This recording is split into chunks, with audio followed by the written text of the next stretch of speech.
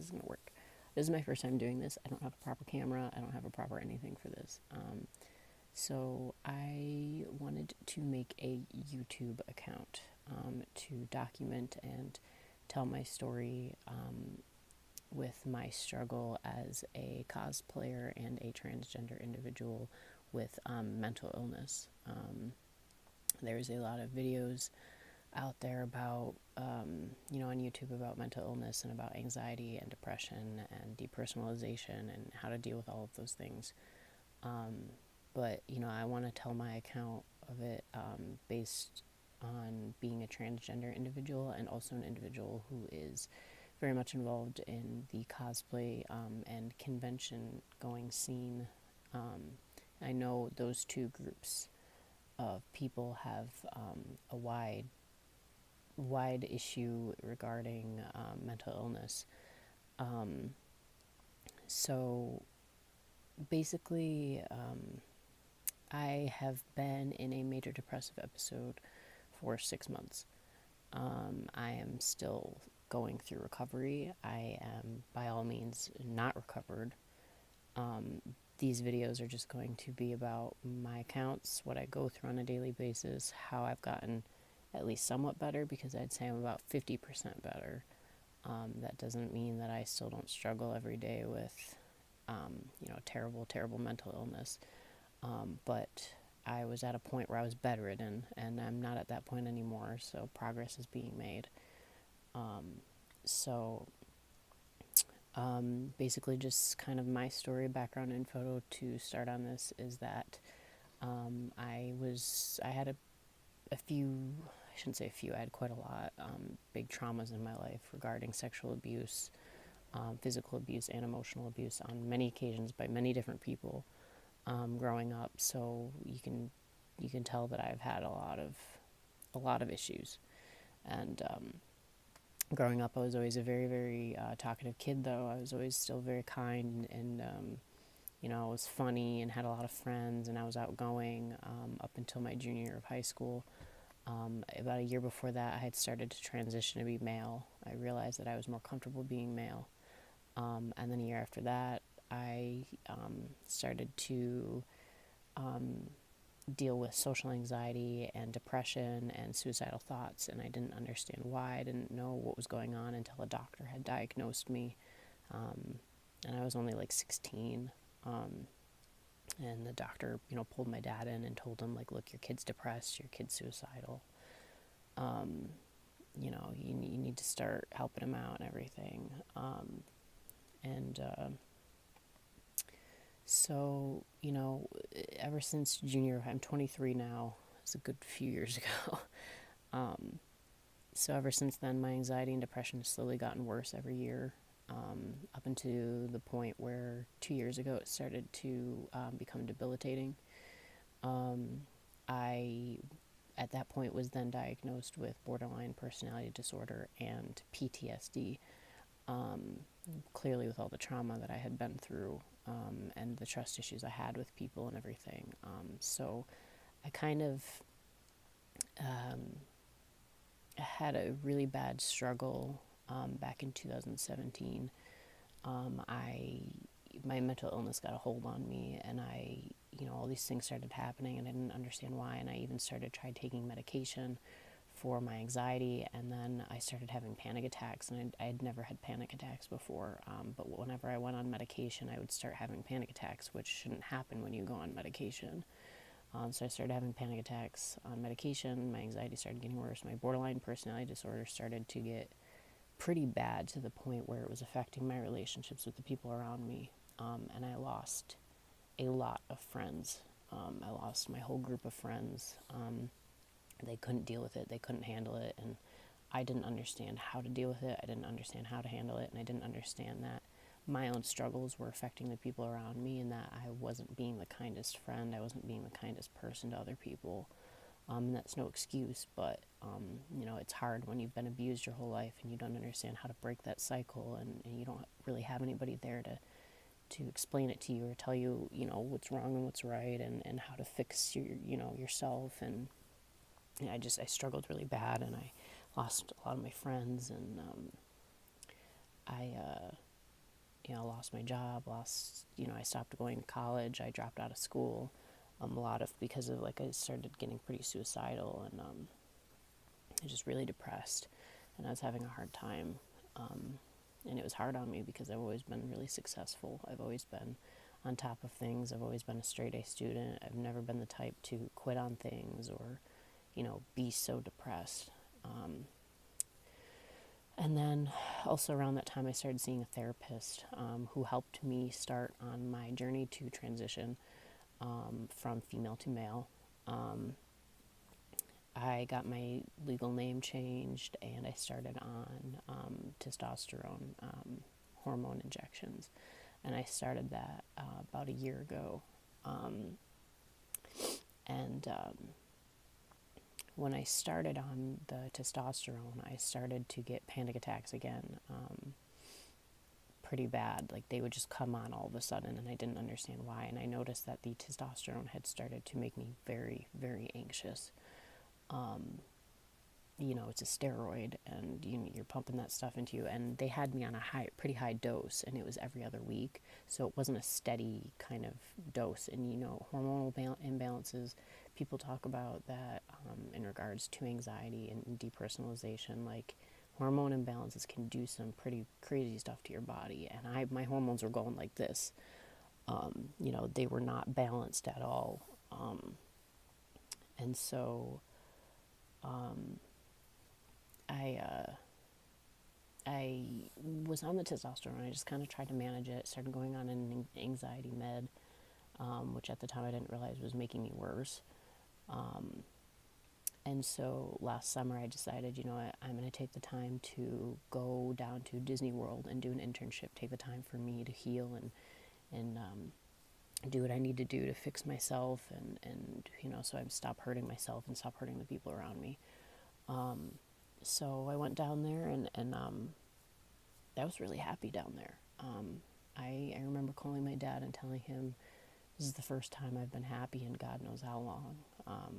I said I could really see myself being here full time and having a job here, and I made a lot of friends, and I seemed to be kind of happy again. I was very talkative, and I was hanging out with people again, and I had stopped doing that prior to that, and I was feeling really good. And then while I was down there for about a month and a half, and during that time my endocrinologist was giving me a hard time about getting my prescription for my testosterone shots down there. So I actually had to go off of it for a month and a half because I couldn't get it prescribed. And then eventually, when they finally got my prescription down, I took a shot. And I think that my hormones were just in shock. They didn't know what was going on. After a month and a half of probably pumping out estrogen, and then that testosterone shot just threw me into something. And for a week after that shot, I just felt off. I felt sick. I didn't know what was going on. I was really anxious. And I tried going to work one day, and I worked at Disney World, and I worked on Splash Mountain, and it's outside an attraction.